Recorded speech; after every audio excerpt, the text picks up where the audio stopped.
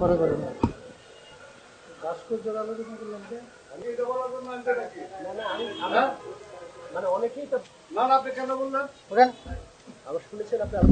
কানাপট্টি গরম করে এলাম বান্দির বাচ্চা একদম পিঠা এখানকার বলা ঠিক করে এলাম।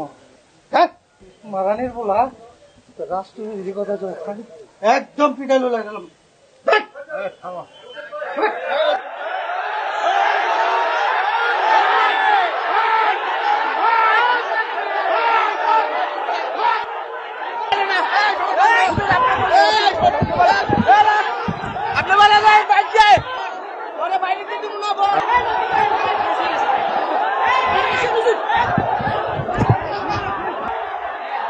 আল্লাহর দোহাই থামেন, আপনারা থামেন। আল্লাহর দোহাই হাত জোর করে বলতেছি, হাত জোর করে বলতেছি, আপনাদের থামেন। আপনাদের পায়ে ধরি, আপনাদের পায়ে ধরি, আপনারা থামেন। আজকে আফসোস লাগে মুসলমান, আমি এখানে আসার আগে আমাকে অনেক অনুরোধ করেছে মাহফিল কমিটি যে হুজুর আজকে বর্তমান যে একটা প্রেক্ষাপট তৈরি হয়ে গেছে, একটা সমস্যা তৈরি হয়ে গেছে, এই মূর্তি আর ভাস্কর্য নিয়ে এগুলো নিয়ে কোনো কথা বলা যাবে?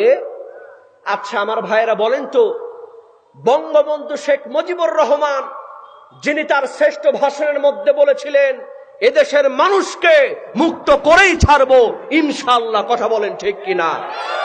আমরা বিশ্বাস করি বঙ্গবন্ধুর যে অবদান রয়েছে এটা এ জাতি কোনোদিন ভুলতে পারে না, পারে না, পারে না, কথা বলেন ঠিক কিনা?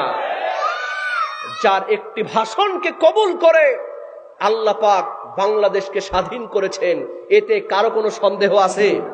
কি বলেন আছে?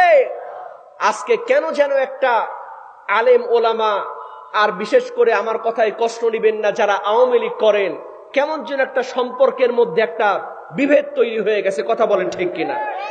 এটা হলো ভুল বোঝাবুঝির কারণে। কিসের কারণে? ভুল বোঝাবুঝির কারণে। আমার কথাই কেউ মাইন্ড করবেন না আমার ভাইয়েরা। দেখেন এখানে সব দলের লোক থাকতে পারেন, কথা কোন ঠিক কিনা? বিষয়টা হলো হিকমতের সঙ্গে কথা বলা উচিত, কথা বলেন ঠিক কিনা? কারণ যারা ডাইরেক্ট বলে যে আমরা মুজিবের মূর্তি বুড়িগঙ্গায় ভাসায় দিব, এটা বলাও খুব একটা সমীচীন হয় নাই, কথা কোন ঠিক কিনা? কারণ বিশ্ব নবীজি তার ব্যবহার দিয়ে, তার আচরণ দিয়ে বুঝিয়ে সুঝিয়ে মানুষকে ইসলামের ছায়াতলে নিয়ে এসেছেন, কথা বলেন ঠিক কিনা? আমার ভাইরা ভুলটা কোথায়? ভুলটা এখানেই হয়ে গেছে, কথা কোন ঠিক কিনা? কারণ নরম আলোচনা গরম হয়ে গেছে, কথা বলেন। আসলে কিন্তু আমার ভাইরা ভাস্কর্যের বিরুদ্ধে কিন্তু বলা হয় নাই, বঙ্গবন্ধুর বিরুদ্ধে বলা হয় নাই। ইসলামী শরীয়ত মতে হাদিস মোতাবেক বিশ্ব নবীজি বলেছেন যে যারা মূর্তি আবিষ্কার করবে সেটা প্রতিমা না।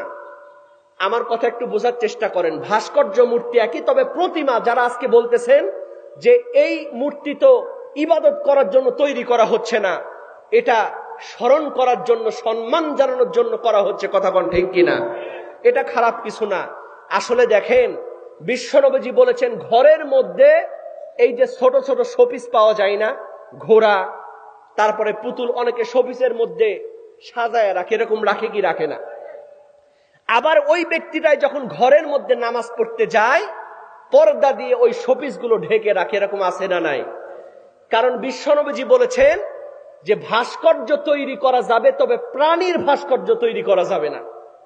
সেটা একটা ছাগল হোক, একটা মুরগি হোক, একটা পুতুল হোক, যে কোনো প্রাণীর ভাস্কর্য সেটা সম্মানের জন্য বানানো যাবে। কারণ হাদিস শরীফে এসেছে যারা প্রাণীর মূর্তি বানাবে কিয়ামতের দিন তাদেরকে বলা হবে তোমরা এই প্রাণীর মধ্যে জীবনটা দিয়ে দাও। তখন কি পারবে? কি বলেন, পারবে? এজন্য আমরা শেখ মুজিবুর রহমানকে সম্মান করি। আমরা বলতে চাই মূর্তি তো একটা সাধারণ ব্যাপার। শেখ মুজিবুর রহমানে এই যে আসার সময় দেখলাম ধোলাই পারে বিশাল একটা সেই ঘের তৈরি করা হয়েছে, উঁচু একটা স্তম্ভ তৈরি করা হয়েছে। আমরা বলি এতটুকু স্তম্ভ হলে হবে না, প্রয়োজনে 10 তলা পরিমাণ সমান একটা মসজিদের মিনার করে দেন শেখ মুজিবুর রহমানের নামে, কথা বলেন ঠিক কিনা? শেখ মুজিবুর রহমানের নামে মসজিদ কমপ্লেক্স করে দেন, শেখ মুজিবুর রহমানের জন্য মাদ্রাসা বানিয়ে দেন। আমরা প্রধানমন্ত্রীকে বলতে চাই আপনার বাবা কবরে আপনার এই কারণে জান্নাতের দরজা তার জন্য হাসিল হয়ে যাবে, কথা বলেন ঠিক কিনা? এমনিই তো তিনি ভালো কাজ করেছেন, দেশের জন্য জীবন দিয়েছেন, কথা বলেন ঠিক কিনা? বিশ্বনবীজি বলেছেন যারা দেশের জন্য জীবন দেয় তারা বিনা হিসেবে জান্নাতি, কথা বলেন ঠিক কিনা? যারা শহীদ হয় তারা জান্নাতি। সুতরাং তারপরেও যদি প্রধানমন্ত্রী এগুলো কাজ করেন, আলেম ওলামা আমরা সবাই তার জন্য দোয়া করব, কথা বলেন ঠিক কিনা? আমার ভাইয়েরা কেউ কষ্ট নেবেন না।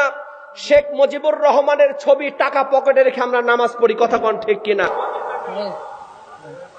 পরে করে না ভাস্কর্যের আলোচনা করলাম যে আমি কি বলছি শোনো, যেটুকুই আলোচনা কেন করলেন?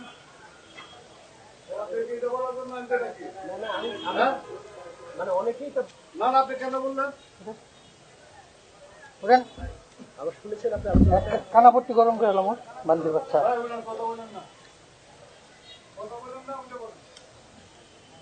একদম পিঠা এখানকার বলা ঠিক করে এলাম।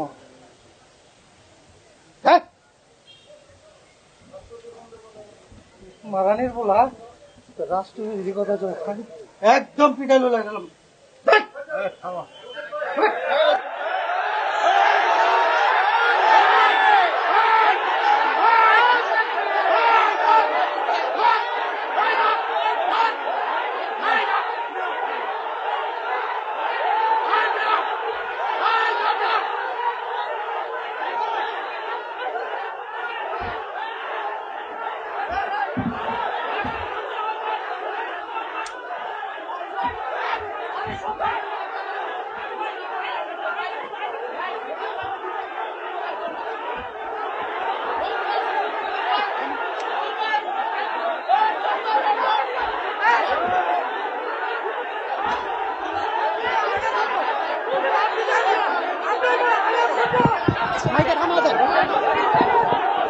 ভাই সরি ভাই, হ্যালো হ্যালো, বসেন ভাই, বসেন ভাই, বসেন।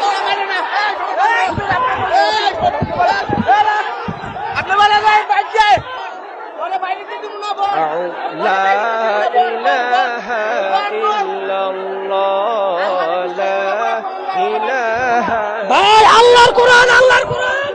লা ইলাহা ইল্লাল্লাহ, লা ইলাহা ইল্লাল্লাহ, সুবহানাল্লাহ আলহামদুলিল্লাহ, এই ভাই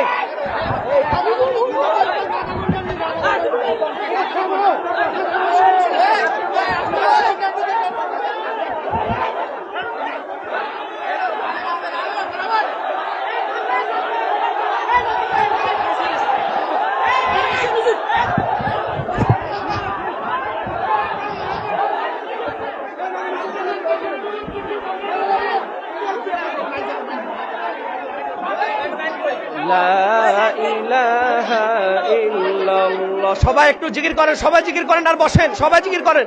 লা ইলাহা ইল্লাল্লাহ। আপনারা বসবেন না, আওয়াজ বন্ধ হয়ে যাবে ভাই। প্লিজ বসেন, প্লিজ বসেন, আমি আলোচনা করব। আপনারা বসলে আমি আলোচনা করব, আপনারা বসলে আমি আলোচনা করব। বসেন প্লিজ, প্লিজ বসেন, প্লিজ বসেন, প্লিজ বসেন, আমার ভাইয়েরা বসেন, প্লিজ বসেন। লা ইলাহা ইল্লাল্লাহ, লা ইলাহা, হ্যাঁ পেছনের ভাইয়েরা সামনে এসে বসেন। লা ইলাহা, চিৎকার দিয়ে বলেন সুবহানাল্লাহ। বন্ধুরা আমার খেয়াল করেন, আনসারী সাহাবীর মেজাজ খারাপ হয়ে গেছে। আনসারী সাহাবী বলতেছেন, যুবক জালাবিব শোনো, ও যুবক, তোমাকে নিয়ে আমাদের বাড়িতে একটা গন্ডগোল তৈরি হয়ে গেছে। তোমার চেহারাও নাই, তোমার টাকাও নাই, তোমার যতই বিশ্ব নবীজি বলুক না কেন ওই রকম ছেলের সঙ্গে আমাদের মেয়েকে আমরা বিয়ে দিব না। এই সিদ্ধান্তের কথা বিশ্ব নবীজিকে যখন বলার জন্য যাচ্ছি, ও আমার মুসলমান ভাইরা, একটু মন দিয়ে ওয়াজটা বোঝার চেষ্টা করেন। এই রকম মুহূর্তে ওই আনসারী সাহাবী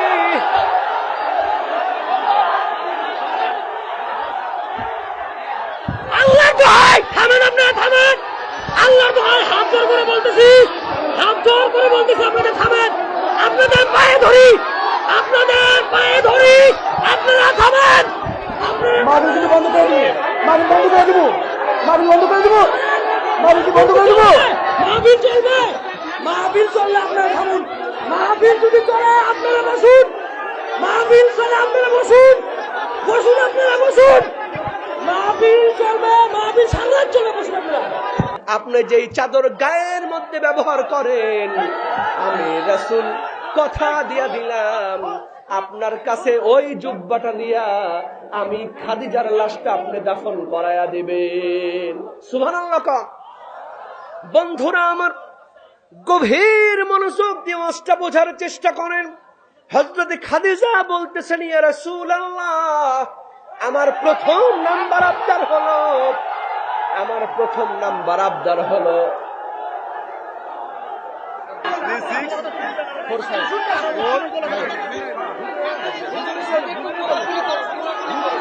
এখানে মূল ব্যাপারটা হচ্ছে আমি কিছু সবাই শুনছি, হঠাৎ করে উনি এসে খাবার খেয়ে গেছে। প্লিজ প্লিজ আপনারা বসেন।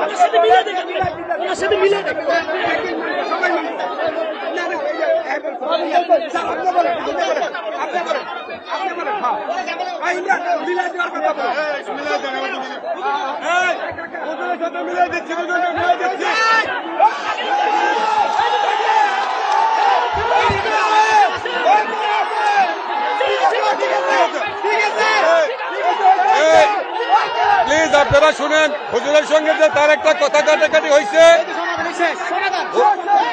প্লিজ আমার কথাটা শুনেন। হুজুরের সঙ্গে যে কথা কাটাকাটি হয়েছে এটা মিলিয়ে দিচ্ছি ইনশাল্লাহ।